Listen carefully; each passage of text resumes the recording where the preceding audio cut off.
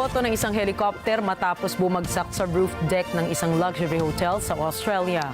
Ayon sa management ng Hilton Hotel, daan-daang mga guests at staff members ang inilikas matapos ang insidente. Mga detalye ng balita, ibabahagi maya-maya.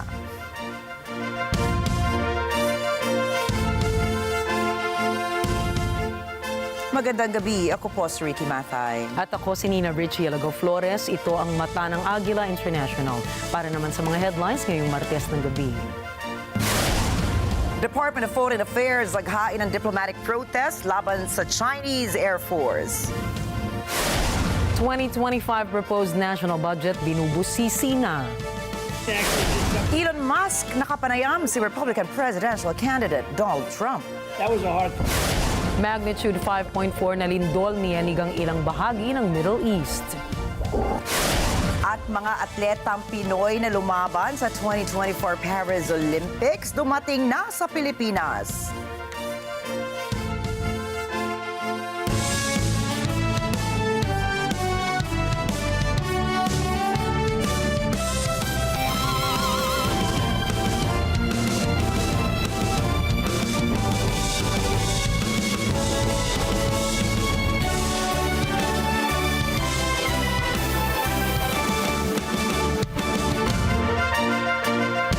Naghain ng formal na diplomatic protest ang Department of Foreign Affairs o DFA laban sa dangerous maneuvers ng Chinese Air Force sa Panatag Shoal. Sinabi ni DFA spokesperson Teresita Daza na committed pa rin ang Pilipinas sa diplomasya at mapayapang paraan para maresolba ang alitan ng Manila at Beijing sa pinag-aagawang teritoryo sa West Philippine Sea. Paliwanag ni Daza, hindi makaaapekto ang diplomatic protest sa naging kasunduan ng Maynila at Beijing sa RORE mission sa Ayungin Shoal. Samantala, sinabi ni Defense Secretary Gilberto Chodoro Jr. at Foreign Affairs Secretary Enrique Manalo na hindi pwedeng palampasin na lamang ng Pilipinas ang ginawa ng Chinese Air Force sa piloto at crew ng Pilipinas. Sa bahagi naman ng Philippine Air Force o PAF, hinihayag nito na hindi ito ang unang pagkakataon na gumamit ng flares ang China. Heard it personally from the commanding general of the Air Force that he himself experienced this in the past in the West Philippine Sea. On what particular base, Johnson, Mischief, or Subi, I have to check with him. Noong August 8, sa gitna ng routine maritime patrol ng PAF NC-212I sa Panatag Shoal, ay nagpakawala ng maraming flares ang aircraft ng People's Liberation Army Air Force ng China sa daan ng PAF aircraft. Binubusisi na ng Development Budget Coordination Committee o DBCC ang proposed national budget para sa susunod na taon. Pinangunahan ni Senate Committee on Finance Chairperson Senator Grace Poe ang briefing sa panukalang 6.352 trillion pesos na pambansang pondo para sa taong 2025. Kasamang dumalo sa briefing ang mga opisyal ng Department of Budget and Management, Department of Finance, National Economic Development Authority, Office of the President at Bangko Sentral ng Pilipinas o BSP. Sinabi ni Senador Poe, titiyakin niya ang transparency, accountability at makatwirang paggamit ng resources ng pamahalaan. Samantala, sa naging pagdinig, inihayag ng BSP ang magandang projections dito sa inflation rate sa susunod na buwan. Tinatayang bababa ang inflation rate ng bansa mula 2 hanggang 4% ayon po yan mismo sa BSP.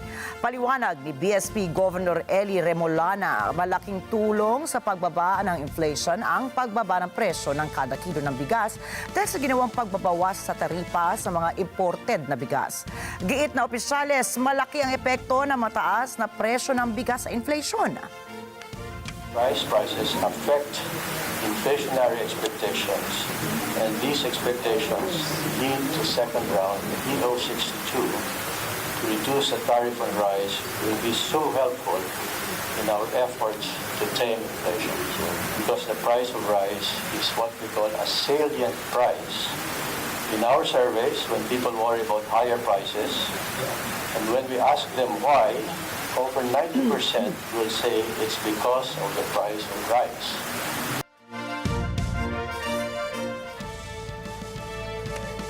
Nanindigan ng Armed Forces of the Philippines o AFP na hindi ito magpapasindak sa panibagong harassment ng China sa West Philippine Sea.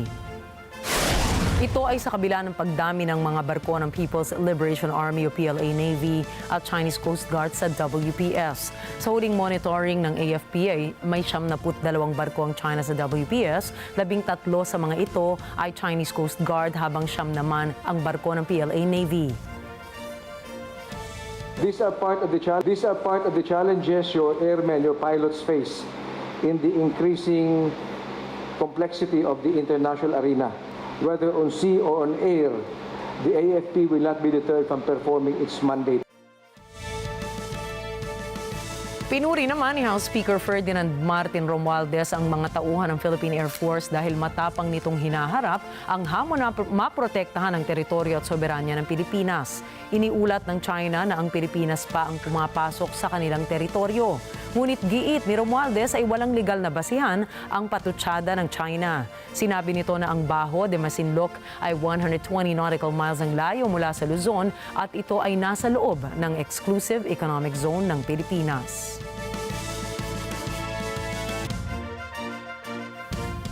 Umabot na sa 2,115 ang kabuuang bilang ng mga naitalang kaso ng Leptospirosis sa buong Pilipinas mula January 1 hanggang August 3. Sa bilang na ito, 255 kaso ng Leptospirosis ang naitala nito lamang July 21 hanggang August 3. Samantala, 224 naman ang naitalang nasawi simula nitong 2024 dahil sa naturang sakit. Ayon sa Department of Health o DOH, tumaas ang 17% ang leptospirosis cases sa buong bansa matapos ang matinding pagbaha sa Metro Manila at karatig probinsya dahil sa bagyong Karina at Habagat. Sinabi ng DOH, posible pang tumaas ang bilang ng mga lepto cases dahil ang isang individual na na-expose sa baha ay may 2 hanggang 30 araw na incubation period ng sakit na ito. Kaya payo po ni Health Secretary Ted Herbosa, kumonsulta kaagad sa ospital lalo na at nakahawig sa trangkaso ang sintomas ng leptospirosis. Ma-inform natin yung mga kababayan natin na lumusong sa baha, na may sugat, na ngayon ay nakalatay, may lagnat, naninilaw. Ito ang mga suspected cases of lepton at kailangan magpatingin kaagad sa ospital. Meron na kaming reported at least 2 days ago I heard of about 4 cases of deaths na. So mataas ang mortality ng lepto lalo na kung late na sila na diagnose. Soap will kill the bacteria. Dahil napupuno ng National Kidney and Transplant Institute, ang mga pasyenteng may leptospirosis ay pwedeng tumawag sa DOH Lepto Referral Lines upang matugunan ang kanilang mga pangangailangan. Inanunsyo ng Metropolitan Manila Development Authority o MMDA na ilang mga kalsada sa Maynila ang isasara para sa homecoming parade ng mga Olympians ng Paris Olympics 2024. Ang homecoming parade ay magsisimula sa Aliw Theater at magtatapos sa Rizal Memorial Sports Complex sa darating na Miyerkules. Sinabi ni MMDA Chairman Romando Artes na magsisimula ang parada bandang 3:00 ng hapon at bubuuin ito ng isang entourage ng mga motorcycle units, mga miyembro ng kapulisan, isang ambulansya at iba pa. Dadaan ang Heroes Parade sa V. Soto Street, Rojas Boulevard at Ross Boulevard Service Road, P. Burgos Avenue, Finance Road, Taft Avenue, President Quirino Avenue hanggang makarating sa Adriatico Street. Binanggit ni Artes na nag-deploy sila ng 300 tauhan ng MMDA upang masigurong ligtas at maayos ang daloy ng trapiko. Naghanda rin sila ng rain cover para sa mga atletang kasama sa parada. Ating pong floats ay may provision po for rain cover. We made sure of that po para hindi po mabasa at magkasakit yung ating mga atleta. So, open lang po siya, pero kung sakali pong uulan, meron pong provision siya na may isasabit na lona para po makoveran sila, and then we'll provide po umbrellas din. Kasama po natin ang kapulisan na magbabantay sa parade routes. I understand even doon sa convoy po, may PNP. Kaya nga makikita nyo, sa harap at sa likod may PNP vehicle or mobile. Magkakaroon ng isang maikling programa pagdating ng mga atleta sa venue at ito ay libre at bukas para sa publiko. Hinimok naman ng MMDA ang mga motoristang maaabutan ng Heroes Parade na gamitin ang mga alternatibong ruta na makikita sa social media page ng MMDA. Inihayag ng Department of Agriculture o DA na sapat at hindi magkukulang ang supply ng karneng baboy sa Pilipinas kahit may banta ng African Swine Fever o ASF. Paliwanag ng ahensya, agad nilang naagapan ang pagkalat ng ASF dahil sa pinaigting na monitoring para dito nang sa gayon ay hindi makapasok ang ASF sa ibang mga lugar sa Pilipinas. Dagdag ng ahensya, sapat din ang supply ng mga karneng baboy sa mga local hog farms kung kaya't hindi dapat mabahala ang publiko. Kaugnay nito, inaasahang darating sa susunod na linggo ang nasa 10 doses ng bakuna laban sa ASF. Ito ay kasunod ng emergency procurement ng DA sa ASF vaccine upang mapigilan ang pagkalat ng nasabing virus. Iniulat ng National Bureau of Investigation o NBI ang pag-aresto sa 5 dayuhan na nagpatakbo ng isang online scam hub sa isang subdivision sa Cavite. Inaresto ng NBI Cybercrime Division ang mga Chinese na sina Xiang Guan Jianbao, Guan Pei Hong at Ma Siyi at ang mga Malaysians na sina Jenny Tan, Su Zhen at Mekong Yixin. 24 na Pilipinong manggagawa rin ang inaresto sa raid na ito sa Kawit noong Agosto 9. Ang iligal na operasyon ay nakakalat sa 4 na residential houses sa Grand Centennial Homes. Gumamit sila ng mga computer at iba pang electronic devices para sa romance, investments, crypto at impersonation scams, pati na rin ang credential stuffing. Natagpuan din ang isang scam showroom na may mga peking luxury items at mga high-end na mga produkto na ipinapakita upang linlangin ang mga posibleng biktima. Pinag-iingat ng Philippine Embassy sa Hanoi ang mga Pilipinong naninirahan at bumibisita sa Hilagang Vietnam dahil sa malakas na pag-ulan na inaasahang bubuhos sa ilang probinsya ngayong linggo. Sa advisory ng embahada, nakaamba ang malakas na buhos ng ulan sa pagitan ng 100 up to 250 millimeters sa northern portion ng Vietnam at hanggang 400 millimeters ng rainfall sa ilang lugar sa Hanoi mula August 11 up to August 15. Sakaling malagay sa emergency situation, hinihikayat ang mga Pinoy na makipag-ugnayan sa Assistance to National Section ng embahada. Mula buwan ng Hulyo ay nakararanas ang hilagang rehiyon ng Vietnam na malakas na pag-ulan na nagdudulot naman ng malawakang pagbaha at mga pagguho ng lupa.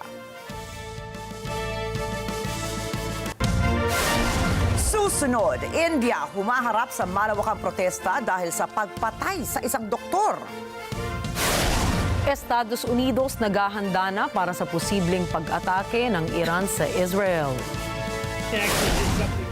At abangan anong naganap sa inaabangang pag-uusap ni Donald Trump at Elon Musk. Mga detalye ng mga balita sa pagbabalik na Mata ng Agila International.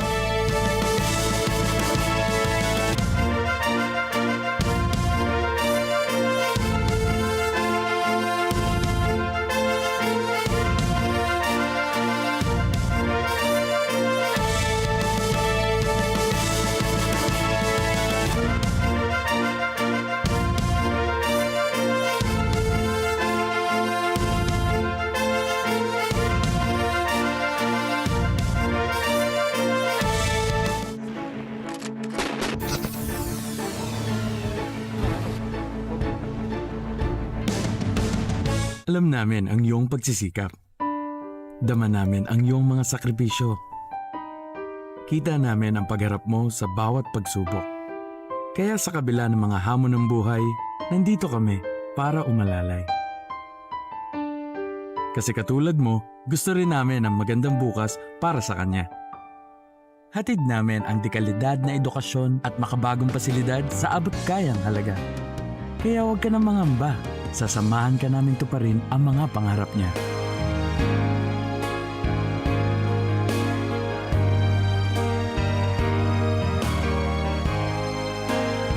Maaasahan mong sulit dito ang mga pinagsikapan mo. Sa aming mga makabagong pasilidad at sistema ng edukasyon. mailalabas natin ang angking talino at mga kakayahan niya. Kahit sa munting halaga, makakasiguro ka na makakasabay siya sa mabilis na pag-ikot ng mundo. Sa New Era, karamay mo kami sa bawat hamon. Kaagapay mo kami sa bawat hakbang. Kasama mo kami sa bawat ngiti at tagumpay.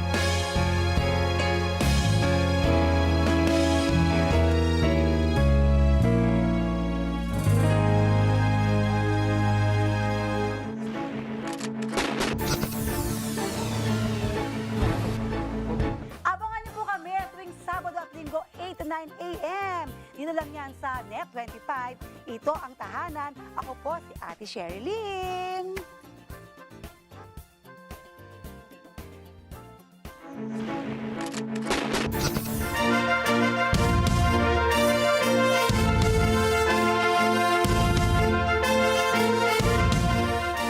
Nabulabog ang mga serbisyo sa ospital sa ilang mga lungsod sa India nitong Martes dahil sa isang nationwide protest ng mga doktor. Patient को हमने इंश्योर किया है कि कोई तकलीफ नहीं हो इस दौरान। क्या हो रहा है कि जितने भी इमरजेंसी सर्विसेज, जितने भी ओपीडीज है, जितने भी आज सेवाएं वहाँ चल रही है, हम एक 100 डॉक्टर्स यहाँ है, बट एक 200 डॉक्टर्स है जो इमरजेंसी सर्विसेज पे आज भी काम कर रहे हैं। Dahil sa nationwide protest ay maraming pasyente ang naiwanan sa mga ospital at ang tanging serbisyong medikal lamang na kanilang maibibigay ay ang emergency services. Libu-libong mga doktor ang nagmarcha upang iprotesta ang panghahalay at brutal na pagpatay sa isang babaeng resident doctor ng isang government hospital sa Calcutta. Sa harap ng nasabing government-run hospital ay sama-samang nanawagan ng mga doktor para sa hustisya ng nasawing biktima. Hiniling din nila na magkaroon ng mga hakbang para sa seguridad ng mga healthcare professionals upang maiwasan na maulit ang naturang insidente. कुछ ये चाहते हैं कि उसका fair inquiry हो, CBI inquiry की डिमांड किया है और जो वहाँ पर एडमिनिस्ट्रेटिव ऑफिसर्स थे जिन्होंने उस इंसिडेंट को गायब करने की कोशिश किया, उनके अगेंस्ट कड़ी से कड़ी सज़ा हो और जो वहाँ के प्रिंसिपल है उनका रिजिग्नेशन हो। Ibinasura ng mga korte sa Hong Kong ang apela ni media tycoon Miley at ang iba pa niyang kasamahan na maiatras ang kanilang mga kaso sa korte. Ayon sa korte, guilty sila at ang kanyang mga kasamahan sa krimeng pag-organisa at pakikilahok sa mga iligal na pagtitipo ng pro-democracy activists noong taong 2019. Kahit ibinaliktad na ng mga mas mababang korte ang hatol sa kanilang mga kaso, nagpasya ang Court of Final Appeal na panindigan ang naunang desisyon sa kaso. Ang kanilang apela ay umiikot sa argumentong dapat nirerespeto ng Korte ng Hong Kong ang prinsipyo ng operational proportionality na ginagamit sa saligang batas ng Britanya kung saan nakabase ang kanilang justice system ng kanilang bansa. Ayon sa operational proportionality ay dapat naaayon ang parusa ng isang nagkasala sa kalubhaan ng kanilang krimen. Ang kanilang guilty verdict ay dumating 2 buwan matapos magbitiw sa pwesto ang 2 British judges mula sa Court of Final Appeal ng Hong Kong kung saan sinabi nilang napilitan silang umalis dahil sa malaking kompromiso na ginagawa ng Hong Kong magmula noong sila ay magbalik loob sa China. Pauwi na ng Seoul ang mga atleta, opisyal at mga sports fans galing sa Paris Olympics. Kaya naman para maiwasan ang pagpasok ng maliliit na mga insekto sa South Korea ay idineploy ng gobyerno ang pinakamatindi nilang gwardya sa airport, ang asong si Keko. 최근에 이제 여름철 휴가 시즌과 맞물려가지고 파리에서 열리는 국제 스포츠 행사가 같이 포함이 돼 있습니다. 이에 따라서 이제 국내로 유입되는 그 빈대 개체수가 증가할 가능성이 아무래도 좀 높다 보니까 이와 맞물려가지고 이제 관계부처들과 함께 이제 그 빈대 선제적 차단을 위한 공동 캠페인을 진행을 하게 됐습니다.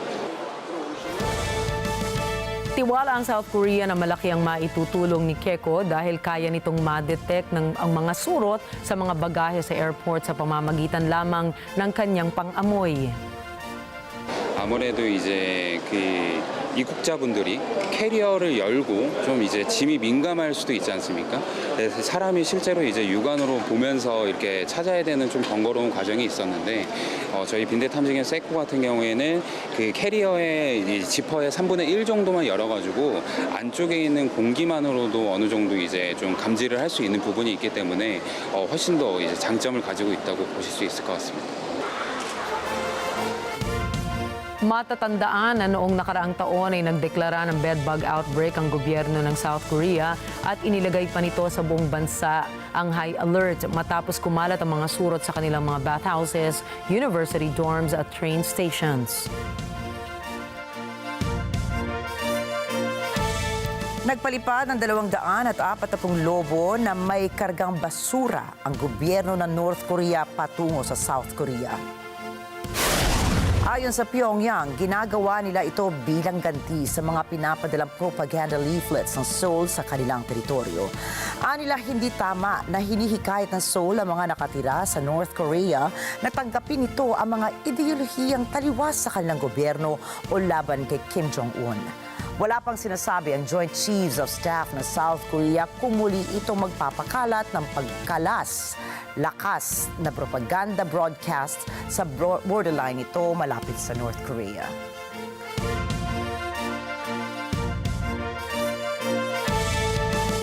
Sinabi ng top military commander ng Ukraine na kontrolado na nila ang 1,000 square kilometers ng rehiyon ng Kursk ng Russia.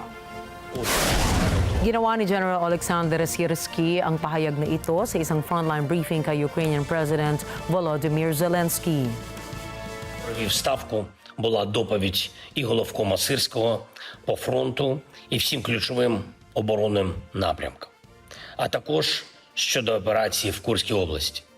Генерал Сирський доповів, що контролюються близько 1000 квадратних кілометрів в Курській області. Це, зокрема, райони, з яких російська армія завдавала ударів по нашій Сумщині. Sinabi naman ni Russian President Vladimir Putin na ang paglusob ay isang pagtatangka ng Kiev na ihinto ang opensiba ng Moscow. Dagdag pa niya, ito ay upang magkaroon ng leverage ang Ukraine sa posibleng mga pag-uusap para sa kapayapaan. Очевидным становится, что теперь ясно, что почему киевский режим отказывался от наших предложений вернуться к мирному плану урегулирования. Так же, как предложение... Maaari ring umaasa ang Kiev na ang pag-atake ay magdudulot ng kaguluhan sa publiko sa Russia. Ngunit sinabi ni Putin na dahil sa paglusob, dumami pa ang mga voluntaryong sumali sa militar ng Russia at magpapatuloy pa rin sila sa kanilang opensiba anuman ang mangyari. Ayon sa climate experts, nararanasan po ngayon ng Britain ang pinakamainit na araw para sa taong 2024. Kaya tila natutusta raw sa init ang mga tao roon. Ang detalye ng balita mula kay Michelle Verzonilla. Diretso sa dagat sa buong United Kingdom ang mga Britano habang naluluto ang bansa sa pinakamainit na araw ng taon. Nasa 34 degrees Celsius ang temperatura sa ilang bahagi ng bansa at kakaibang kondisyon ng init naman sa katimugang England. Sa Margate naman sa Southwest, nagbabad sa dagat ang mga tao. Isang madalang na pangyayari bilang madalas na malamig ang summer season dito. Ilan linggo nang humaharap ang Southern Europe sa kakaibang init. Dagdag pa ang wildfires sa Greece, Spain at Balkans. Michelle Verzonilla para sa mata ng Agila International, Trusted, Connected, On Point. Tinipon ni US President Joe Biden ang mga pinuno ng France, Germany, Italy at UK para mapag-usapan ang umiigting na tensyon sa Middle East. Sa isang joint statement na ipinalabas ng White House ay inendorso ng mga lider ng 5 bansa ang panawagan ng Estados Unidos, Qatar at Egypt para sa muling pagbuhay ng diskusyon ukol sa tigil putukan sa Gaza upang tuluyan ng masiguro ang kapayapaan sa nasabing rehiyon. Inihain ni President Biden ang 3-phase ceasefire proposal sa isang pahayag noong Mayo. Magmula noon ay pinupursige na ng mga mediator na isulong ang nasabing panukala sa magkabilang kampo. Iginiit ng joint statement na nais ng lahat na maisagawa ang naturang ceasefire sa lalong madaling panahon at nagpahayag naman ng suporta nila sa Israel laban sa kahit anong banta ng Iran. Dagdag pa nila na sana'y maihatid na ang tulong sa Gaza upang maipamahagi na ito sa mga nangangailangan. Inihayag ng Estados Unidos ang kanilang kahandaan sakaling magpatupad ng pag-atake ang Iran o kanilang kaalyado sa Israel. We've also been very, very consistent about proving, not just with words, but with action, that we're going to stand up and defend Israel. I mean, on April 13th, when Iran launched 300 missiles and drones, the United States had aircraft, fighter planes in the air to knock them down. We've now added additional naval and air assets to the region to help defend Israel again. I think we've proven time and time again that we're going to support Israel. And very quickly. Sinabi ni White House National Security Spokesperson John Kirby, pinalakas ng US ang kanilang regional forces noon pang mga nakaraang araw. Ayon naman sa Pentagon, iniutos na ni Defense Secretary Lloyd Austin ang pagpapadala ng isang guided missile submarine at ang Abraham Lincoln Carrier Strike Group na pumisisyon sa nasabing rehiyon upang mapabilis ang pagresponde nito sa posibleng senaryo ng pag-atake. Subalit, ayon naman sa mga defense analysts, kasalukuyang nasa katubigan ng West Philippine Sea ang nasabing strike group at posibleng sa susunod na linggo pa ito makararating.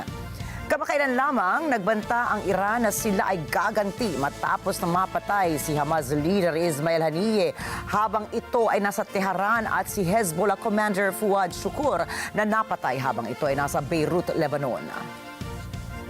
When the Supreme Leader says he's going to avenge, we have to take that seriously. Now, I don't know what they're going to do or when they're going to do it, but we got to make darn sure that we're ready and that we have the capabilities in the region to be able to help Israel defend itself and, quite frankly, defend our own people, our own facilities, our own national security interests.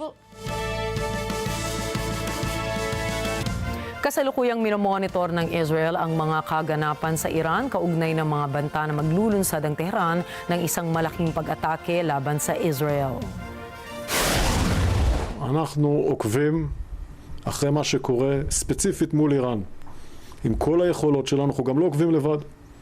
עוקבים עם ארצות הברית ועם שותפים נוספים. אני לא מכיר את הערכה הזו, ולא יודע להתייחס אליה באופן ספציפי, ואני עומד איתן סביב מה שאמרתי. אנחנו נעדכן את הציבור באופן מיידי. Sinabi ni Israeli Defense Minister Yoav Gallant kay U.S. Defense Secretary Lloyd Austin na ang Iran ay naghahanda na para sa isang malakihang pag-atake sa Israel. Tinalakay ni Gallant at Austin ang operational at strategic coordination, pati na rin ang kahandaan ng militar ng Israel sa harap ng mga banta mula sa Iran. Iniutos muna ni Austin ang deployment ng isang guided missile submarine sa Middle East para i-monitor rin ang posibleng pag-atake. Samantala, sinabi ng tagapagsalita ng militar ng Israel na si Rear Admiral Daniel Hagari na nakahanda silang maglabas ng bagong safety guidelines sa publiko tungkol sa anumang pagbabago sa front lines. אנחנו לוקחים ברצינות את ההצהרות והאמירות של אויבינו, ועל כן אנחנו ערוכים במוכנות שיא בהתקפה ובהגנה, ואנחנו נפעל על פי הנחיות הדרג המדיני. Lubhang nababahala ang Estados Unidos sa mga ulat na sinasabing plano ng Iran na mag-deliver ng daan-daang ballistic missiles sa Russia. Chantel Santos para sa balita. Ibinahagi ni US State Department Deputy Spokesperson Vedant Patel noong Lunes na nababahala ang Estados Unidos sa balitang magde-deliver ang Iran ng daang-daang ballistic missiles sa Russia. We are deeply concerned by reports that Iran is planning to deliver hundreds of ballistic missiles to Russia, and we continue to communicate with our European partners and allies regarding potential measures we may take. Dagdag pa ni Patel, ang hakbang na ito ay kakatawan sa isang dramatic escalation. As we and our partners have made clear, both at the G7 and at the NATO summit this summer, together we are prepared to deliver a swift and severe response if Iran were to move forward with the transfer of ballistic missiles, which would... Noong Biyernes, may napabalita na dose-dose ng Russian military personnel ang nagsasanay sa Iran sa paggamit ng FAT-360 close-range ballistic missile system. Ang impormasyon ay ayon daw sa dalawang European intelligence sources. Ayon pa sa sources, inaasahan ang madaliang delivery ng daang-daang satellite-guided weapons para sa Russia na gagamitin sa gera nito sa Ukraine. Ayon sa isang eksperto na militar, may sariling ballistic missiles ang Moscow ngunit ang supply ng FAT-360 ay magagamit ng Russia para sa mga target nito lampas pa sa frontline. Samantala, magagamit naman ng Russia ang Iranian missiles para sa targets na malapitan. Santos para sa mata ng Agila International, trusted, connected, on point. Nakatakdang kausapin ni Russian President Vladimir Putin si Palestinian President Mahmoud Abbas tungkol sa sitwasyon sa Middle East. Ayon sa Kremlin ay inaasahang makikipagdialogo si Abbas ukol sa sitwasyon sa kanilang rehiyon sa kabila ng patuloy na paglusob ng Israel sa kanilang teritoryo at ang nagaganap na humanitarian crisis sa Gaza. Kasalukuyang nasa Moscow si Abbas para kumonsulta kay Putin bago siya lumipad pa Turkiye para naman makipagpulong kay President Recep Tayyip Erdogan. Kinondena naman ng Russia ang pagpaslang ng Israel kay Hamas leader Ismail Haniyeh at nanawagan sa lahat ng sangkot na partido na umiwas sa mga insidenteng posibleng pagmula ng destabilisasyon sa kanilang rehiyon. Malapit na kaalyado ni Putin si Supreme Leader Ayatollah Ali Khamenei ng Iran at iba pang pinuno ng Arab League, kasama na rin si Saudi Crown Prince Mohammed bin Salman. Patuloy na ring nanawagan ng Moscow sa Estados Unidos ukol sa respeto o respetuhin ang panawagan ng Palestine na maging isang ganap na estado. Inanunsyo ng grupong Hamas na hindi ito dadalo sa mga bagong negosasyon para pag-usapan ang isang ceasefire sa Gaza ngayong linggo.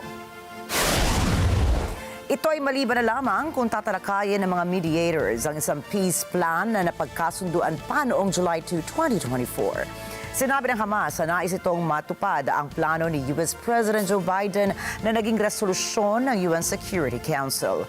Ang nasabing peace plan ay inendorso ng G7 nations at nakipag-ugnayan pa ang mga bansang Egypt at Qatar upang ito ay maging isang ganap na kasunduang pangkapayapaan.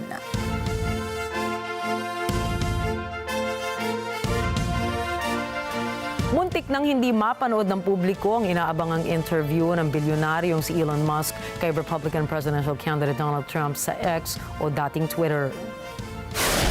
Ito ay dahil sa naging page not available ang link ng nasabing interview. Ayon kay Musk, nagkaroon sila ng technical problem dahil sa isang cyber attack sa X. Matapos ang ilang glitches ay nasaksihan din ng publiko at X users ang sinabing o naturang interview. Mahigit sa 1 milyong tao ang nakinig sa 45 minutong pag-uusap ni Musk at Trump. Ilan sa mga pinag-usapan nila ay ang attempted assassination kay Trump sa Pennsylvania. Kinwestiyon din ni Trump si Vice President Kamala Harris dahil sa pagkukunwari umano nito na alam kung paano sosolusyonan ang issue ng immigration. Anya, umiiwas din si Harris sa mga mahabang interview simula ng presidential nomination ng Democratic Party. Hindi raw anya gaya niya na natutuwa kapag may mga forum. Ipinagmalaki rin ni Trump na pamilyar siya sa mga leader na gaya ni Russian President Vladimir Putin at North Korean leader Kim Jong-un. Marami man ang bumatikos sa kanilang interview ay sinabi ni Musk na unscripted ang kanilang pag-uusap ni Trump at hinikayat pa ang mga ex-users na magtanong sa dating Pangulo.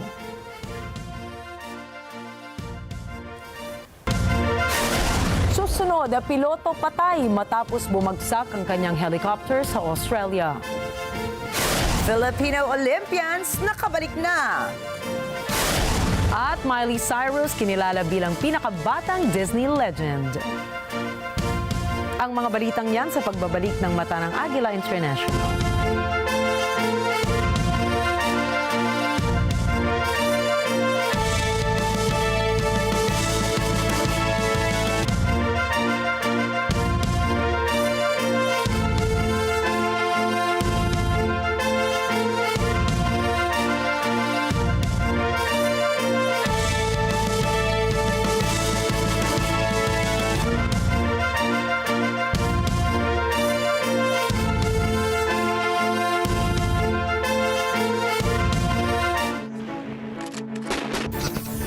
Mga Kanet 25, ako po si Alex Santos. At ako naman po si Ali Soto. Nako, iniimbitahan po namin kayo na makitakbo sa Net 25 Fun Run sa August 26, 2024. Lunes po yan sa Philippine Arena, Ciudad de Victoria, dyan ho sa Bukawi, sa Bulacan. Abay, isama nyo na ang inyong buong pamilya at barkada. Banding ito. Yes. Register now by scanning this QR code sa inyong mga screen. Net 25 Fun Run.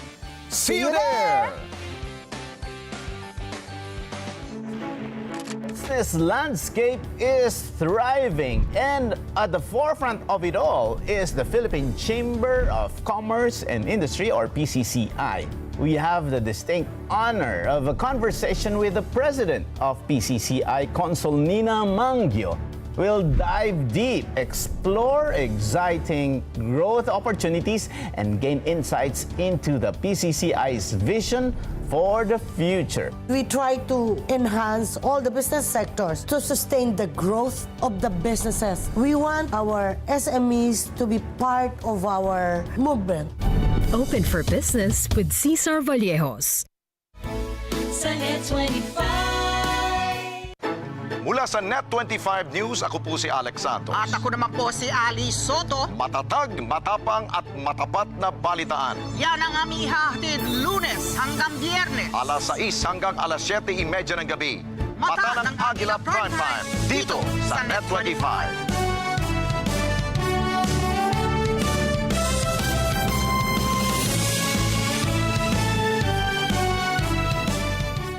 Let's net together. Sa Net 25. Sa Net 25.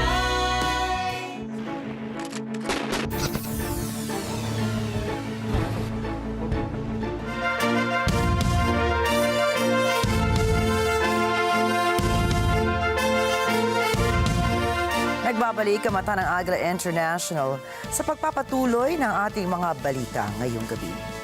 Niyanig na malakas na magnitude 5.4 na lindol ang ilang bahagi ng Middle East sa Asia.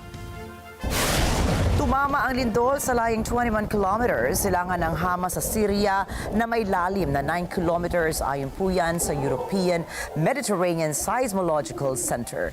Samantala, ayon naman sa German Research Center for Geosciences ay nadama rin ang pagyanig sa lupa sa Jordan, Northern Lebanon, Cyprus at Palestine. Inihayag naman ni Hama Health Director Maher Yunis na may 25 katao ang nasaktan dahil sa naging stampede kasunod ng lindol.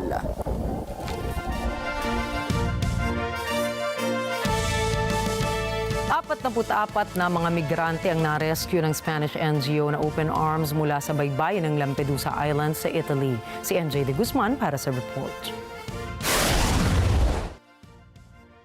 Kasama sa rescue operation ng isang bangka na in distress sakay ang 5 babae, 3 bata at isang sanggol na kabilang sa 44 na migranteng iniligtas. Inabutan ng life jackets, tubig at pagkain ang mga migrante ng Open Arms Rescue Boat. Tinabihan ng Open Arms Boat ang bangka ng mga migrante hanggang sa dumating ang bangkang Guardia di Finanza ng Italy upang dalhin ang mga migrante sa Lampedusa.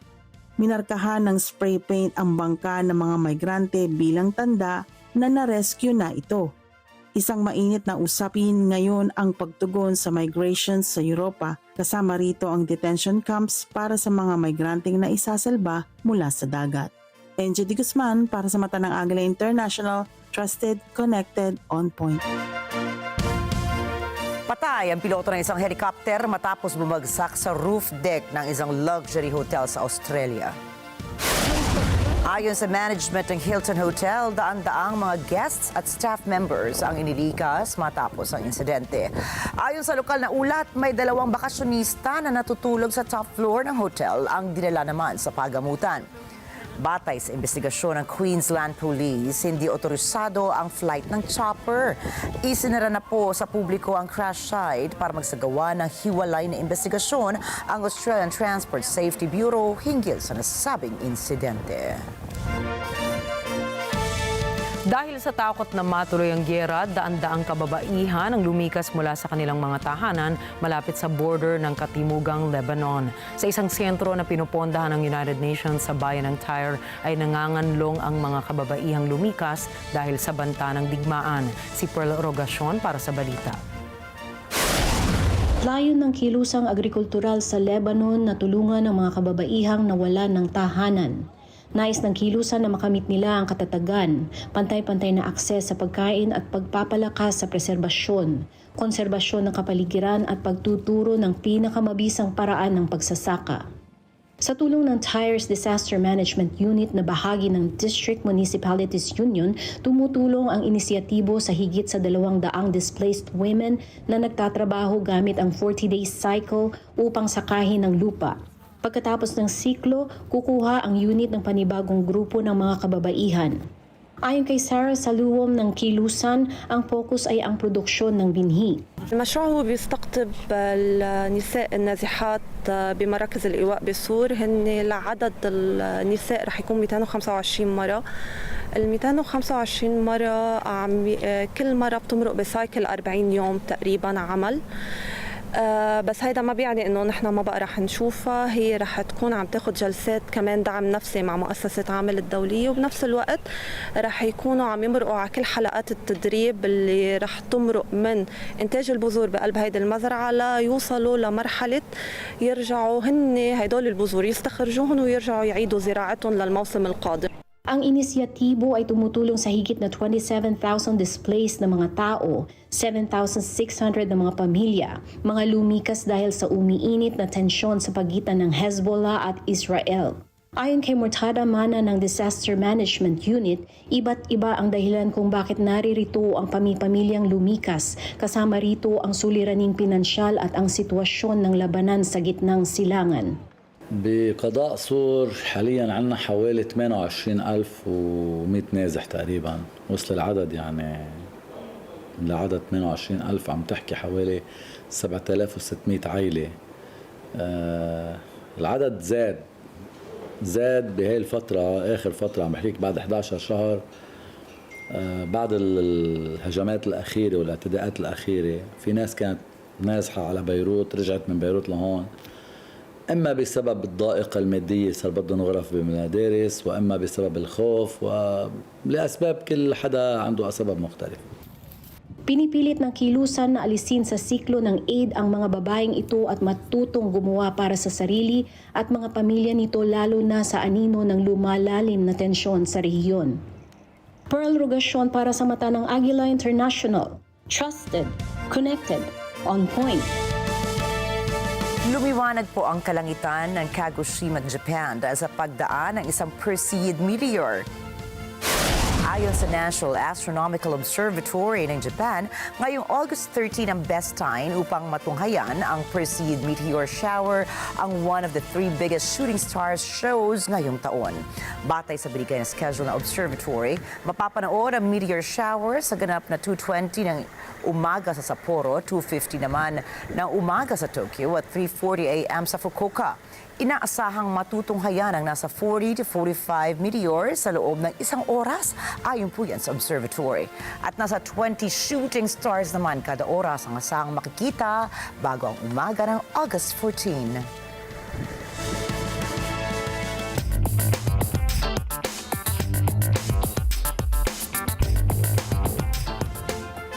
Aalis na sa San Francisco ang social media titan na X o dating Twitter. Alamin natin kay Cherry Recolizado kung saan ililipat ni Elon Musk ang X headquarters. Sa isang post ng Chairman at Chief Technology Officer ng X na si Elon Musk, sinabi niya noong 16 ng Hulyo na lilipat ang social media headquarters nito sa Austin, Texas. Ngunit batay sa ilang media reports, isang email ni ex-CEO Linda Yaccarino sa mga empleyado ng kumpanya na ang relocation ay papuntang Palo Alto at San Jose sa California. Cherry Recolizado para sa mata ng Agila International. Trusted, connected, on point.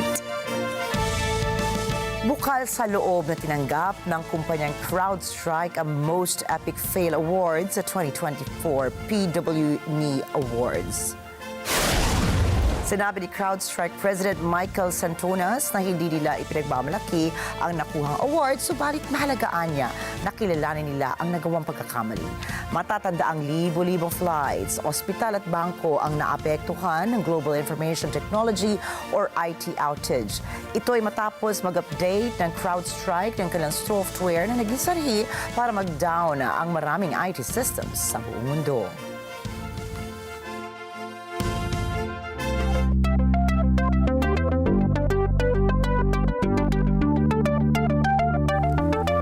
Inanunsyo ng SpaceX na matagumpay na naipadala nito ang 23 Starlink V2 mini satellites sa low Earth orbit. Pinalipad ito gamit ang Falcon 9 rocket sa Launch Complex 39A sa Kennedy Space Center sa Florida. Samantala, kinumpirma naman ng kumpanya na magsasagawa ito ng unang crewed space flight mission. Tinawag ito ng SpaceX na FRAM-2 kung saan ay ililipad ang 4 na tao upang maglakbay at punta ng polar region ng Earth mula sa orbit. Inihayag ng Google na maghihigpit ito sa pagpapatupad ng AdSense services sa Russia. Katunayan nito ay i-deactivate ng Google ang lahat ng AdSense accounts sa Russia. Apektado nito ang mga Russian-based YouTubers, bloggers at publishers. Sa isang pahayag ng Google, sinabi nitong, due to ongoing developments in Russia, we will no longer be able to make payments to Russia-based AdSense accounts that have been able to continue monetizing traffic outside of Russia. As a result, we will be deactivating these accounts effective August 2024. Ang Google AdSense po ay isang programa na hinahayaan ang isang website at blog owners na kumita ng pera sa pagdidisplay ng ads sa kanilang page. Hawak ng Google ang mga naturang ads at kapag nag-click ang isang visitor ng page sa ad o kaya naman ay nag-view ito ng matagal ay kikita po ang owner ng website ng salapi.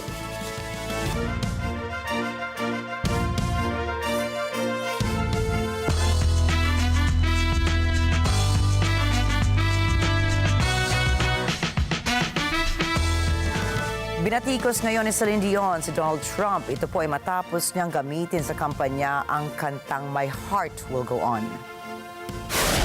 Ayon sa inilabas sa pahayag ng management ni Celine Dion, hindi autorisado ang paggamit ng kampo ni Donald Trump ng kanyang Titanic hit song sa campaign rally nito sa Montana.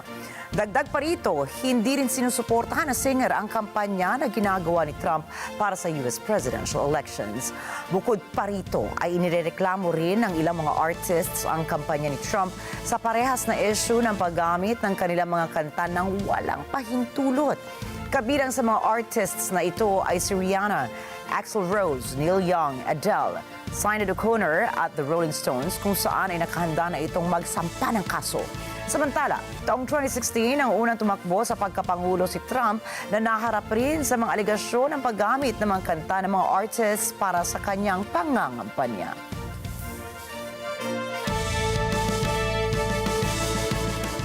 Kinumpirma ng Pleiades Entertainment na hindi makakasama ang 2 miyembro ng 17 na sina Jeonghan at Jun sa World Tour Concert ngayong taon. Ikinalungkot ng mga fans ang balita na nakatakda ng pumasok sa military service si Jeonghan dahilan para ito ay hindi makasama sa World Tour.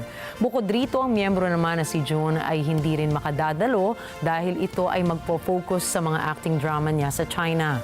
Nilinaw naman ng kumpanya na naghanda ng ilang mga content si Jeonghan at Jun para sa mga fans na kanilang maiiwan. Dagdag pa rito ay hindi rin makakasama ang dalawa sa mga promotional activities na gagawin ng grupo para sa kanilang 12th extended play.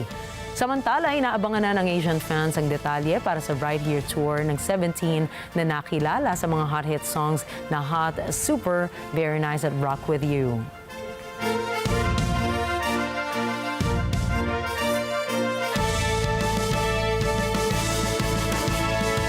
Masayang tinanggap ng American singer na si Miley Cyrus ang parangal para sa Disney legend na ginanap sa D23 event sa California. Ipinagmamalaki ni Miley ang naging tagumpay bilang pinakabatang artist na magawaran na natatanging parangal. Pinatugtog naman ang kantang The Best of Both Worlds mula sa Hannah Montana habang umaakyat ang singer patungo sa stage. Kasunod nito, emosyonal siyang nagbigay ng pasasalamat sa tanyag niyang karakter na si Hannah Montana, pati na rin sa kanyang mga taga-suporta. Bukod po dito ay kasama rin niyang tumanggap ng Disney Legend Award ang actor ng Star Wars and Indiana Jones na si Harrison Ford at ang Oscar winner actress na si Jamie Lee Curtis. Samantala, sumikat naman ang kanyang palabas na Hannah Montana na unang inilabas noong taong 2006 sa Disney Channel.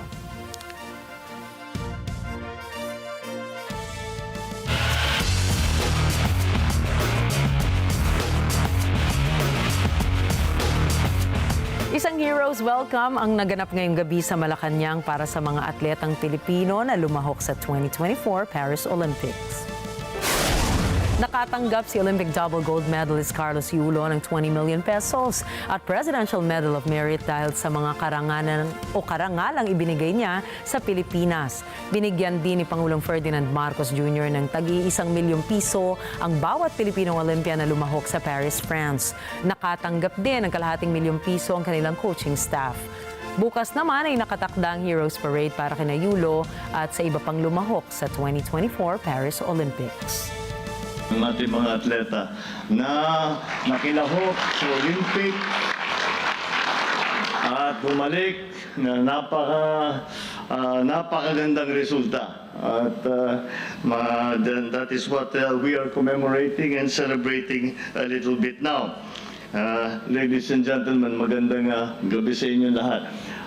Unang-una sa lahat, sa ating mga atleta, sa inyong mga pamilya, welcome sa Palasyo, and the honor is mine, the honor is ours to be able to welcome you, such achievers who have kumbaga sa pinapaganda ninyo at pinapatingkad ninyo ang pangalan ng Pilipino. At kaya naman, kami naman nagpapasalamat sa inyong lahat.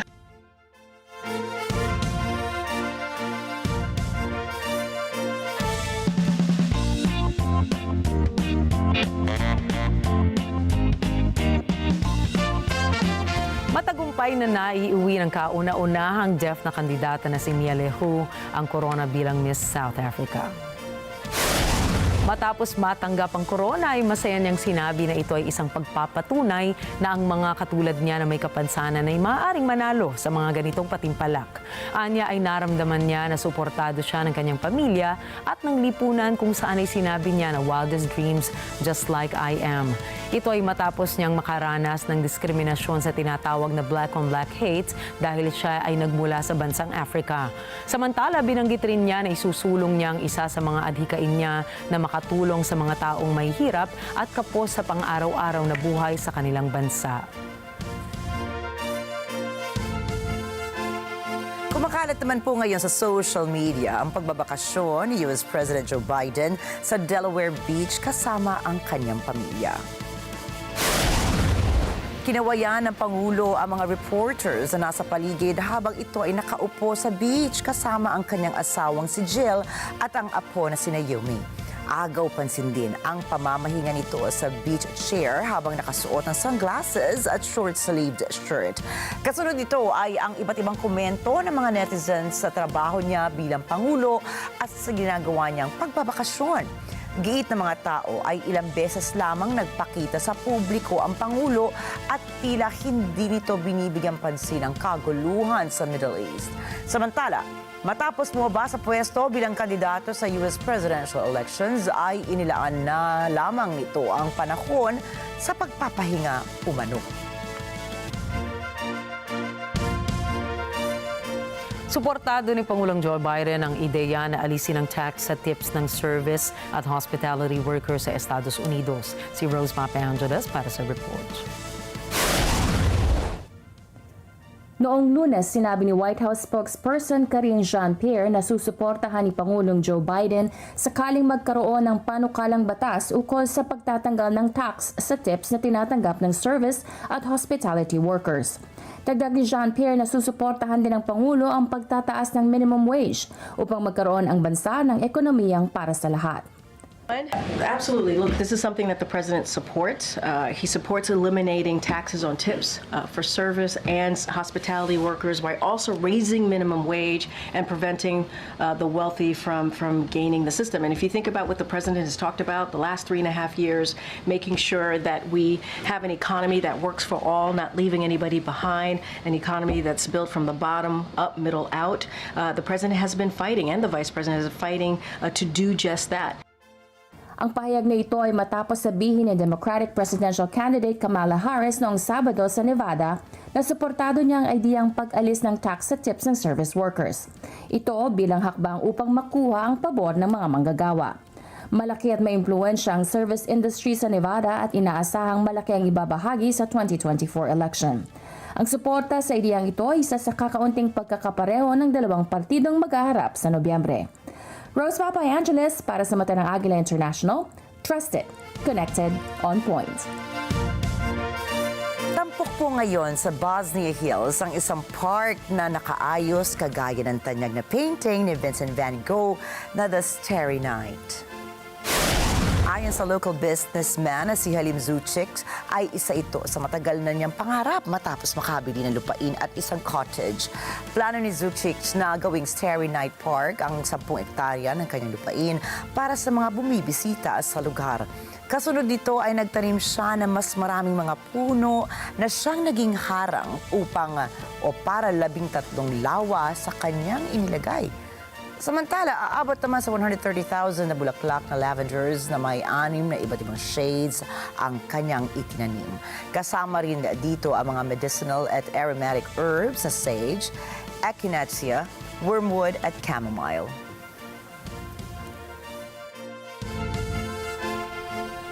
Oh, ang ganda, 'di ba? Kasi naman tanyag na tanyag, o 'di ba? Binabalik natin ang mga lumang salita. Tanyag na tanyag. Pamosong-pamoso yung Starry Night ni Vincent van Gogh. Ang ganda naman kasi talaga, Rix, di ba?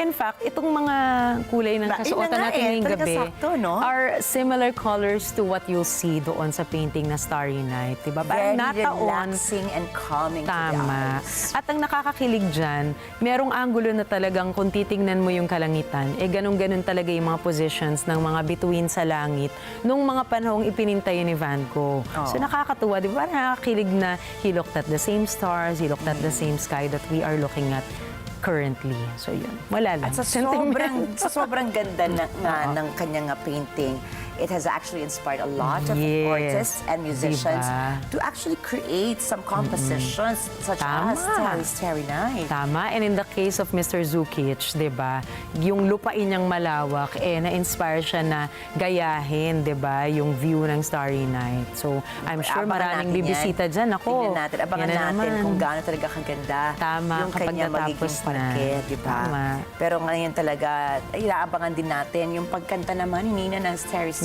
Excited. Practice mo kanina yan? Nililista ko nga lahat. So, okay, Starry Night. Ni Don McLean. Ayun. Grabe. Starry Night. Nilista ko na dumadami na, Rikki. Oo, dumadami na yung ating kakantahin para sa kanila pagdating ng panahon. Ay, nililista ko na rin yung pagdating ng panahon. Tignan natin kung makikikanta rin sa atin si Miss Alma Angeles. Dahil narito pa na siya. Ay nako, talaga na-excite ako masyado. Ako din. Parang gusto ko kumanta ngayon, Nina. Dali na, hindi ka awatin talaga. Huwag na muna daw. O, di ba? Tumaas yung kilig. Tumaas ang kilig ni Direk, di ba? Paghahandaan po namin yan ni Nina Rich Alagao, Flores. Subalit tandaan, mula Lunes hanggang Biyernes, narito kami para maghatid ng balita sa Mangdako ng Mundo. Muli ako po si Rikki Mathay. Ako naman si Nina Rich Alagao Flores. Ito ang Mata ng Agila International. Para sa mga balitang nangyari sa iba't ibang panig ng mundo, punta naman tayo kay Alma Angeles para sa Net25 World News. Take it away, Alma.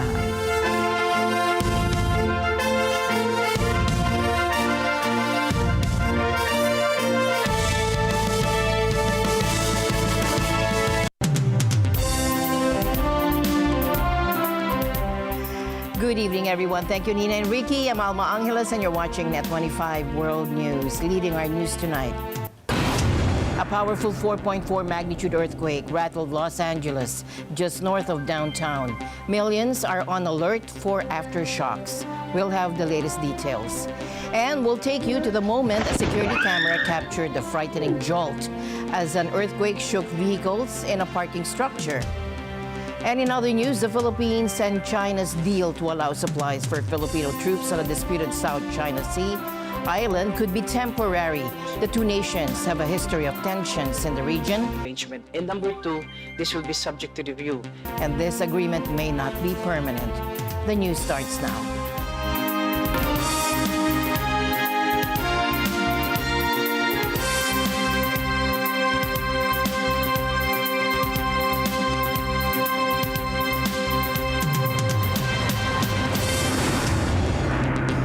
The ground shook in California as a 4.4 magnitude earthquake rattled the Los Angeles area. The quake hit near the LA neighborhood of Highland Park, northeast of downtown, and could be felt throughout the Los Angeles region. Arlene Ocampo has more.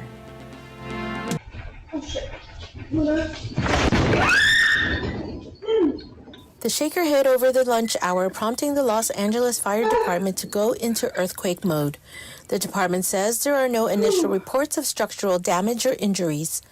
Aerial videos show groups of people congregating outside of buildings and on fields following the earthquake. In the city of Pasadena, which is near the quake's epicenter, officials report a water pipe burst inside City Hall, forcing the evacuation of the building. Others in the city say they felt buildings rocking because of the tremor.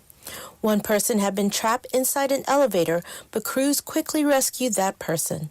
A couple of minor aftershocks of about 2.1 intensity could be felt later. Arlene Ocampo for Net 25 World News.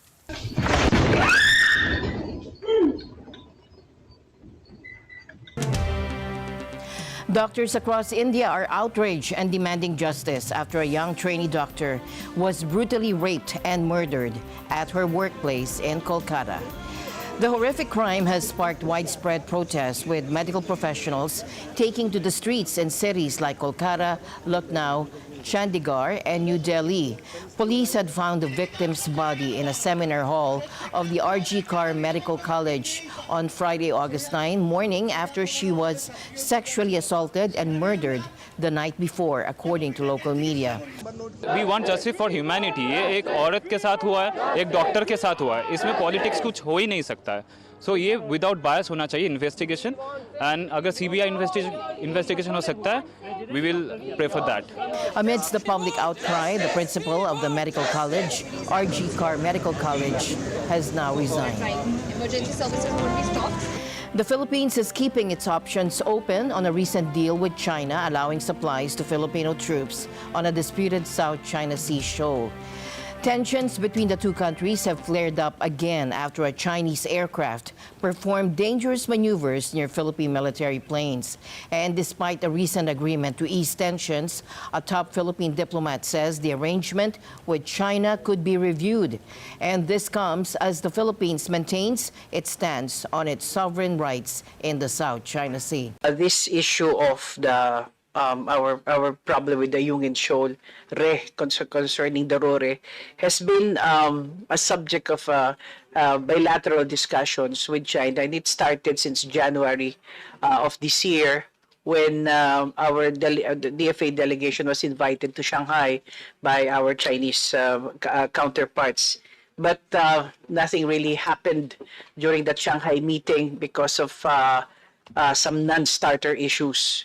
Thereafter, we told the Chinese counterparts to please, let's continue our bilateral consultative mechanism here in Manila. And it was set actually on July 2. However, there was an intervening event that, which is the June 17, yung ating pong isang tropa na putulan po ng daliri. So, but even before the setting of the July 2 meeting of the bilateral consultative mechanism, nakaset na po yun, and it came from them that they will visit and they will continue and they would like to discuss this issue. So the salient points po of the provisional arrangement is basically one, this provisional arrangement is without prejudice to our national positions. Ito po siguro pinaka-importanting provision nitong provisional arrangement. And number two, this will be subject to review. Now, the main point here is there is already an agreement that our Chinese friends have agreed that there is a RORE. RORE meaning rotation and reprovisioning of essentials. So, the details of which of this meeting is, I would really request for an executive session kung mamarapatin po ni Chair because of the sensitivities of the arrangement. The Philippines completed its resupply mission unimpeded on July 27 following the deal with China. Nakapagtimpi naman po tayo eh. Tayo po naman ay sumusunod kung ano po ang inuutos sa atin. Meron po tayong tinatawag na rules of engagement. Kaya nga kadahilanan, hindi nga po tayo nag-armas papunta doon. Kasi po ang guidance sa atin is huwag tayo magsimula.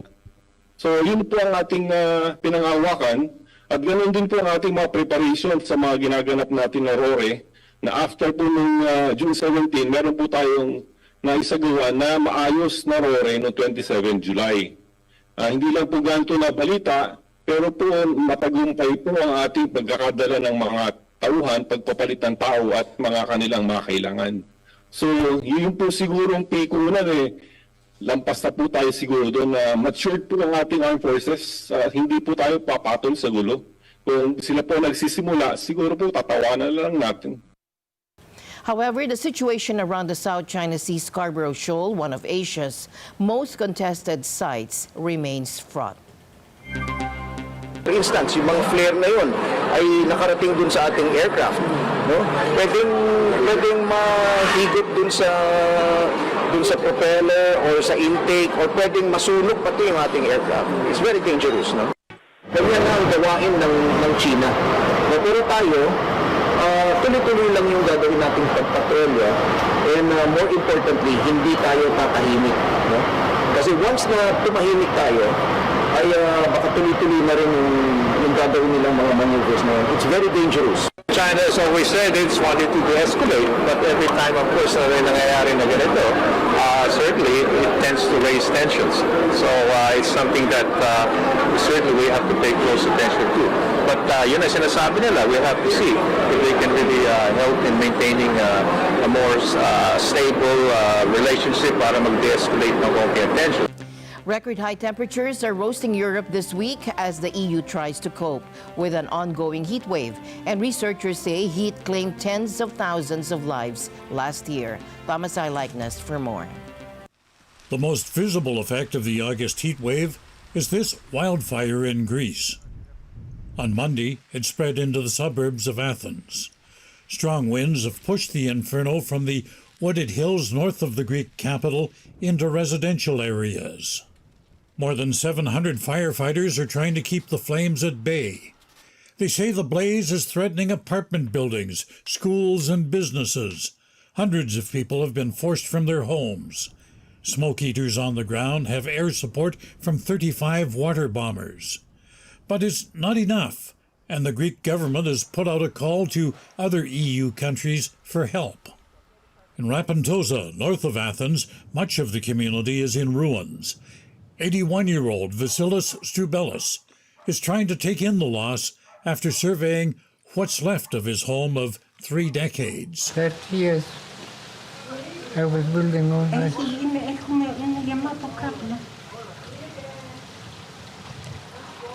30 years.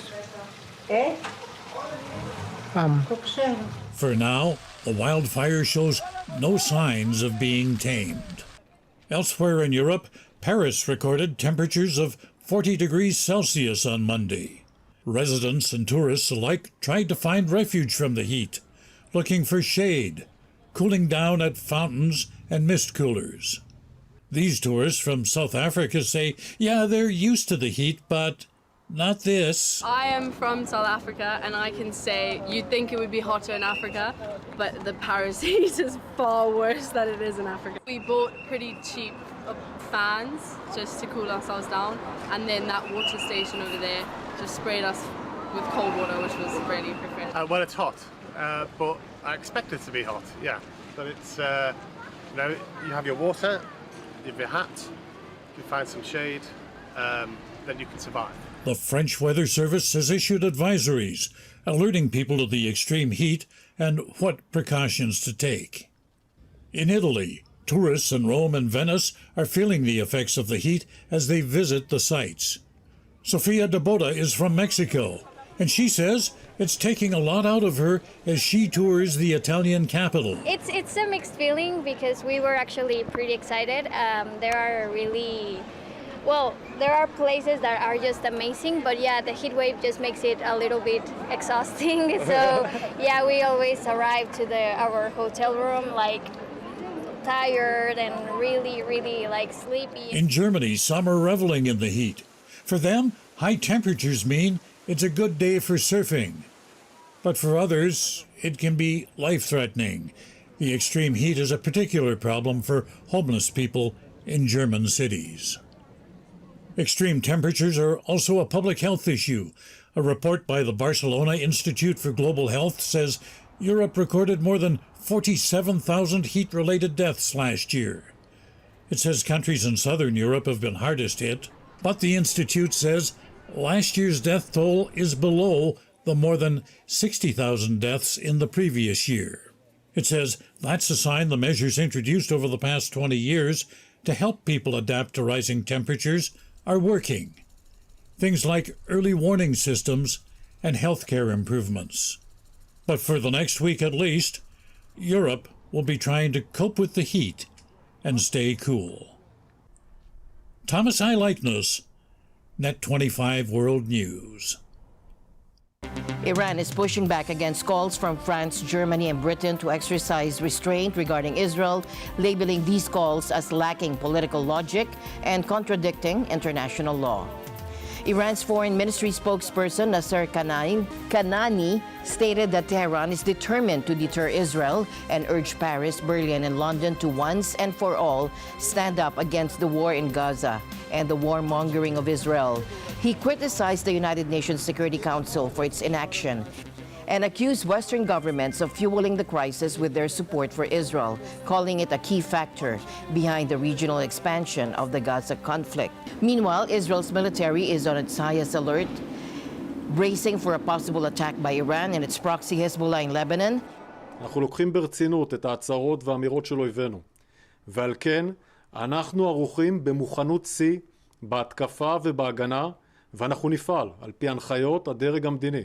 The U.S. has increased its regional force posture, sharing Israel's concerns about a potential Iranian-backed attack following accusations that Israel was involved in the assassination of a Hamas leader in Tehran last month. We have increased our force posture and capabilities in the region, even in just the last few days.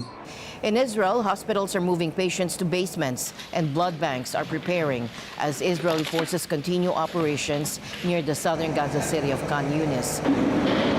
So this is emergency equipment that is again going to be community-based. There's a generator on board and enough equipment here to treat 10 casualties. The idea is for it to be used by members of the community who live in the area, who live in that community, doctors, paramedics, EMTs, whatever, people in training. Where we are now is the most secure part of the building. It is the Fort Knox of this building. It's where we keep the emergency supplies of blood to ensure that we have a constant supply for all of the hospitals, for the IDF. Should there be a major crisis, people can't come in to donate because Hezbollah has attacked, because Iran has attacked. Whatever it is, we want to make sure we have enough supplies to keep the country going and supplied for at least the first few days of an all-out regional war. And this comes amid an international push to halt the fighting in Gaza and prevent a broader regional conflict involving Iran and its proxies. Russia's President Vladimir Putin is set to discuss the situation in the Middle East with Palestinian President Mahmoud Abbas in Moscow. Abbas, who is on a long-expected visit, will travel to Turkey afterwards for talks with President Tayyip Erdogan. Russia has condemned the recent killing of Hamas leader Ismail Haniyeh and urged all parties to avoid further destabilization in the region. The Biden administration said it expects Gaza peace talks to move forward as planned, adding that it believes that a ceasefire agreement is still possible. Ceasefire talks that you called for August 15, are they still going to go ahead after what Hamas said last night? So I'm aware of those comments from Hamas, and we fully expect talks to move forward as they should. All negotiators should return to the table and bring this deal to conclusion. Who is the biggest obstacle to achieving this? We believe that there has been headway made, but we need to finalize this agreement, continue to close and bridge some gaps. But we believe that an agreement is possible, and that's something that we're going to continue to work between the parties. As fighting continued, Hamas reacted skeptically to the latest round of Egyptian and Qatari brokered talks due on Thursday, saying it had seen no sign of movement from the Israeli side. The group said on Sunday that mediators must force Israel to accept a ceasefire proposal based on ideas from U.S. President Joe Biden, which Hamas had accepted instead of pursuing further rounds of negotiations or new proposals that would provide cover for the occupation's aggression. The U.S. is deeply concerned by reports that Iran is planning to deliver hundreds of ballistic missiles to Russia, according to State Department Deputy Spokesperson Vedant Patel, telling reporters and adding that such a move would represent a dramatic escalation. We are deeply concerned by reports that Iran is planning to deliver hundreds of ballistic missiles to Russia, and we continue to communicate with our European partners and allies regarding potential measures we may take. As we and our partners have made clear, both at the G7 and at the NATO summit this summer, together we are prepared to deliver a swift and severe response if Iran were to move forward with the transfer of ballistic missiles, which would, in our view, represent a dramatic escalation in Iran's support for Russia's war of aggression against Ukraine. Reuters reported on Friday that dozens of Russian military personnel are being trained in Iran to use the FAT-360 close-range ballistic missile system, according to two European intelligence sources. They added that they expected the imminent delivery of hundreds of the satellite-guided weapons to Russia for its war in Ukraine. Moscow possesses an array of its own ballistic missiles, but the supply of FAT-360s could allow Russia to use more of its arsenal for targets beyond the front line while employing Iranian warheads for closer range targets, according to a military expert. Ukraine's recent cross-border incursion represents a major shift in the ongoing war with Russia, marking Kiev's largest attack on Russian soil since the conflict began in February 2022. International security expert Dr. Marion Messmer from Chatham House suggests that Ukraine aimed to bolster its negotiating position and divert Russian military focus.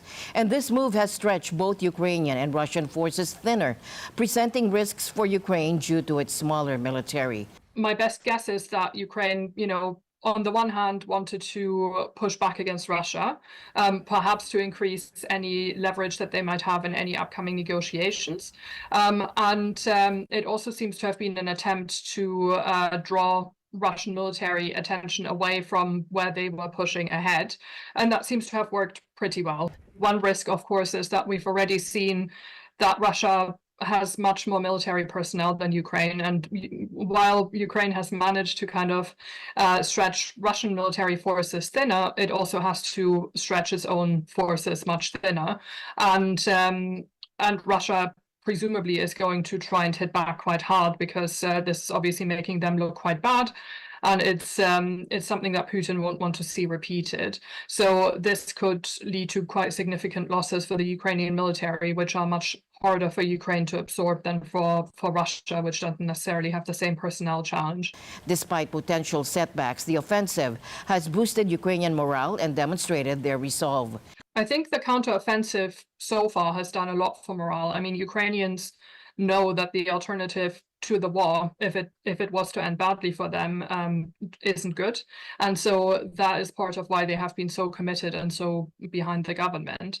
And I think this very successful counteroffensive has meant that there is a real sense that, Ukraine could win the war, but it could, of course, also sort of go in the other direction if Russian attacks intensify as a result. As of Monday, Ukraine's top commander reported control over approximately 1,000 square kilometers of Russia's Kursk region a week after the incursion started. Russian President Vladimir Putin said that Ukraine was trying to undermine Russian stability with its incursion into the south of the country, but that it would not succeed. Putin said it appeared that Ukraine was trying to improve its negotiating position in the war, but that there could be no question of negotiations with an enemy he accused of targeting civilians in its operation in the Kursk region. Очевидным становится, что теперь ясно, что почему киевский режим отказывался от наших предложений вернуться к мирному плану урегулирования, так же, как и к предложениям заинтересованных и нейтральных посредников. Судя по всему, противник при помощи своих западных хозяев, он выполняет их волю, и руками украинцев Запад с нами воюет. Так вот, судя по всему, противник стремится к улучшению своих переговорных позиций в будущем.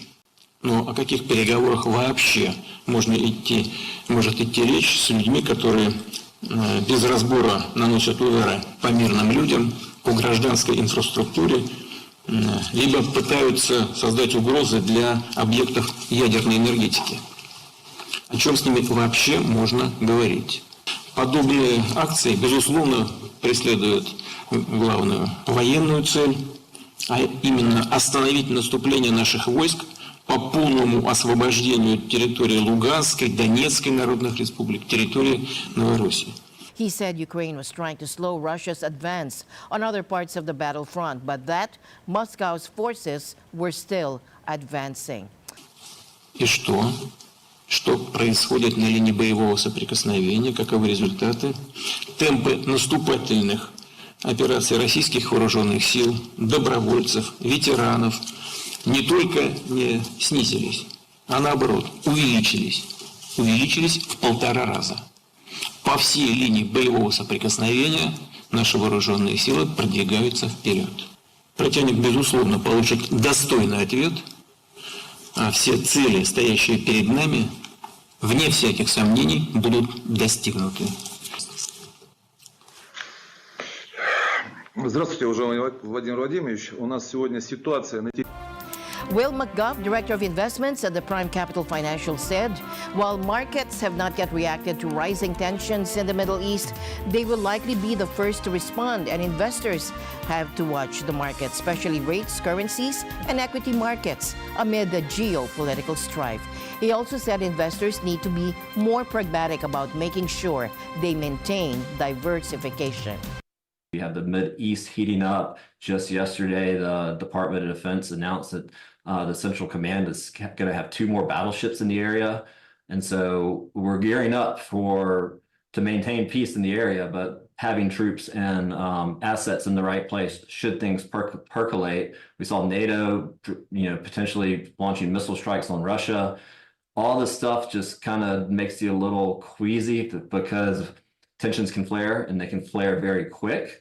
But right now, the financial markets are not necessarily reacting to some of those geopolitical news headlines. And I think the markets will be the first to react. So you have to watch the markets, especially rates, currencies, and equity markets with the geopolitical strife. Now, what you have to be careful of is if you get geopolitical tensions in the middle of a recession, which would affect the fundamental value of stocks, that's one where you need to be more pragmatic about making sure you maintain the diversification. In that case, the Fed is still sitting above 5% on the risk-free rate, prevailing 10 years, anywhere high 3s to low 4s. So having bond exposure is going to be beneficial in the next equity drawdown because the Fed is going to cut rates to maintain or react to some sort of existential crisis, as they always do. And in that case, you're going to get a buffer with bonds going up as rates going down. Typically, equities go down in that scenario too. So I would just say maintain diversification. Don't be too leveraged long into equities because there's a lot of risks that are starting to percolate that you should be aware of and how they would affect your portfolio. New evidence suggests Mars may be harboring liquid water deep beneath its surface, and that is according to a new study using data from NASA's InSight lander. When Net 25 World News returns.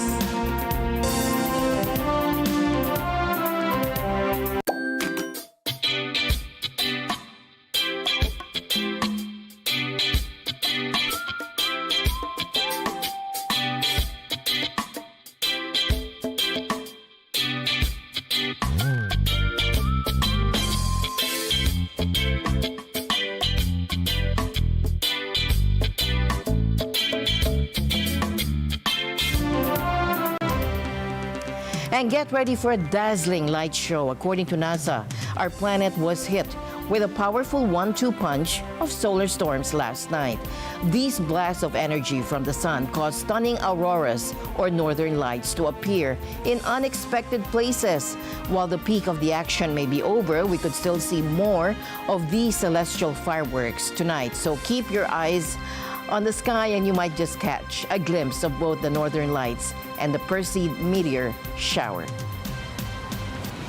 Now, new evidence suggests Mars may be harboring liquid water deep beneath its surface. And that is according to a new study using data from NASA's InSight lander. The lander spent 4 years studying Mars quakes, and the planet's interior researchers say the data points to large reservoirs of liquid water miles below the surface. On Earth, what we know is where it is wet enough and there are enough sources of energy, there is microbial life very deep in Earth's subsurface, according to co-author Vashon Wright. The ingredients for life as we know it exist in the Martian subsurface if these interpretations are correct. While we can't directly confirm this water, the findings could help us understand Mars' past and future.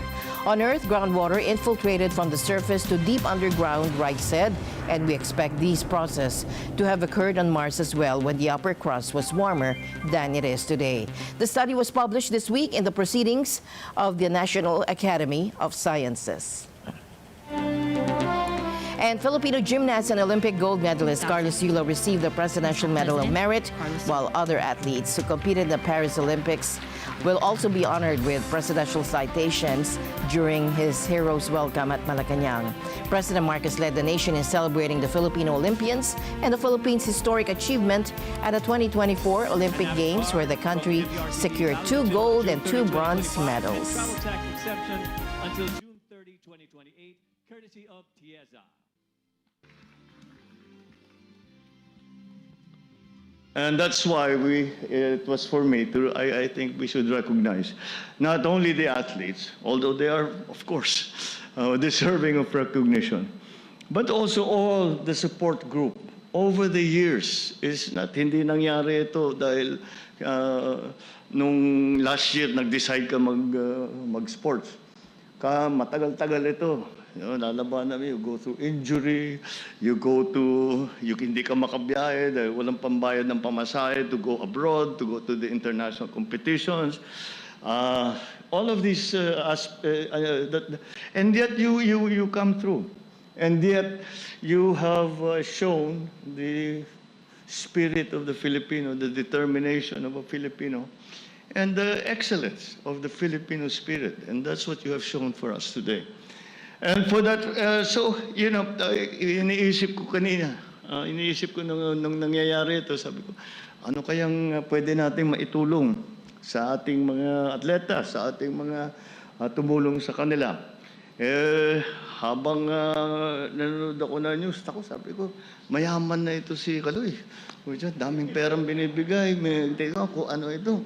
Sabi ko, isipin kayo natin, magbigay tayo ng ganito. Meron nang nagbigay, 2 pa.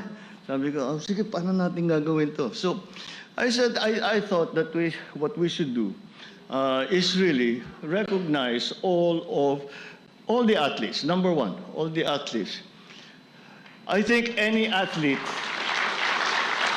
kahit sinong atleta dito sa Pilipinas o saan man lang, na makapag-qualify sa Olympics, mabigat yun. That is an extremely difficult achievement to have managed. So, that's why, tama-tama, nandito si Chairman lang, siyang maraming pera.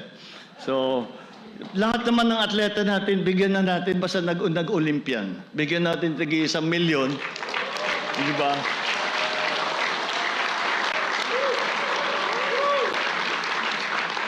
Ima-match pa ng Office of the President yung bibigay mo para at least matulong tayo. And congratulations to everybody. And with that, we end tonight's broadcast. For everyone here on Net 25, I'm Alma Angeles. Thank you all for joining us. Good night.